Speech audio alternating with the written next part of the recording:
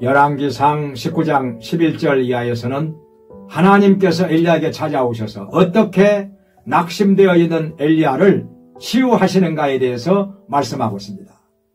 지금 엘리야는 아주 낙심되고 영적으로 침체되어 있습니다. 왜냐하면 백성들을 보고 실망했습니다. 아방을 보고 실망했습니다. 이세벨을 보고 실망했습니다. 죽인다고 하니까 목숨을 위하여 멀리 도망을 가 있는 상태입니다. 이렇게 침체된 엘리야, 왜 그렇게 됐을까요? 엘리야는 우리와 성정이 같은 사람이라고 야고보서에서 말씀하고 있습니다. 엘리야도 사람인지라 낙심될 수 있습니다. 실망할 수 있습니다. 침체될 수 있습니다. 죽음을 구하여 이제는 넉넉하오니 내 생명을 취하시옵소서, 이렇게 기도하는 상태에 빠질 수 있다는 것입니다.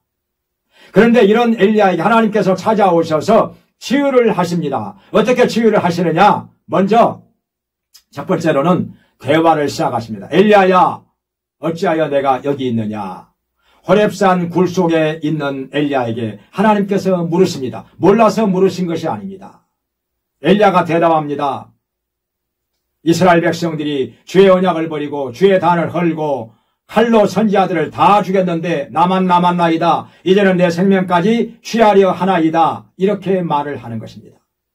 이렇게 하나님과의 교제가 끊어져 있는 엘리야, 교제가 끊어졌기 때문에 영적으로 힘을 잃고 침체된 엘리야에게 하나님께서는 찾아오셔서 교제를 먼저 시작을 하시는 것입니다.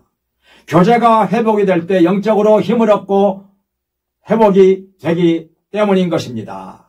말씀을 읽고 기도하면서 교제가 시작이 되어야 하는 것입니다.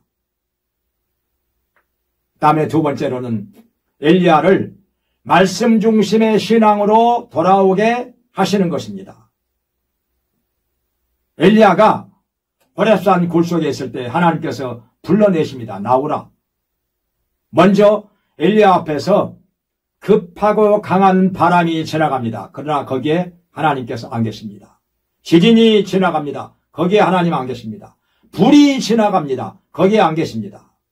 이상합니다. 그 전에는 이런 일이 있을 때마다 하나님께서 함께 계셨는데, 엊그제만 해도 엘리야가 기도할 때 하나님께서 불로 응답하지 않았습니까? 그런데 불이 지나가는데 하나님께서 거기 안 계시는 것입니다. 그러나 세미한 소리 가운데 하나님이 거기 계셨습니다. 말씀 가운데 계신 것입니다. 그러니까 바람이 지나가도 안 계실 수 있습니다. 계실 수도 있지만은 지진이 지나가도 안 계실 수 있습니다. 불이 지나가도 안 계실 수 있습니다. 그런데 세미한 음성 가운데는 하나님께서 반드시 계신다는 것입니다. 엘리야가 지금 말씀 중심의 신앙에서 떠났습니다. 그전에는 말씀이 가라는 데 가고 말씀이 서라는 데 섰었습니다. 그때마다 하나님이 함께 계셨습니다. 이 기적이 일어났습니다. 그런데 이제는 말씀을 떠나서 여기 열왕기상 19장 3절에 있는 말씀대로 형편을 보고 움직입니다. 멀리 달아납니다. 죽기를 구하는 것입니다. 환경에 따라서, 형편에 따라서, 사람을 따라서 움직이는 신앙이 되어버린 것입니다. 그러니 침체가 된 것입니다. 이런 엘리야를 말씀 중심의 신앙으로 다시금 돌아오게 하시는 것입니다. 이것이 하나님의 치유인 것입니다. 그리고 그 다음에는 세 번째로 하나님께서 사명을 깨우쳐 주십니다. 사명이 없다고 생각하니까 죽음을 구하는 것입니다. 할 일이 없다고 생각하니까 영적으로 침체가 되는 것입니다. 이런 엘리야에게 하나님께서 말씀하십니다. 하사엘에게 기름을 부어 아람의 왕이 되게 하고, 예후에게 기름을 부어 이스라엘의 왕이 되게 하고, 엘리사에게 기름을 부어 너를 대신하여 선지자가 되게 하라. 할 일이 있다는 것입니다. 사명이 있다는 것입니다. 사명이 끝나기 전에는 절대로 우리는 죽지 않습니다.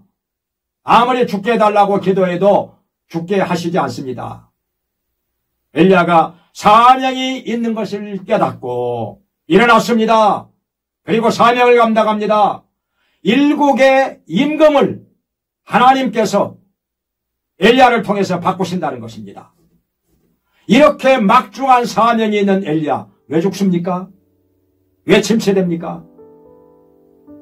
엘리야는 다시금 일어나서 힘있게 사명을 감당하다가 하늘로 올라가게 되었던 것입니다.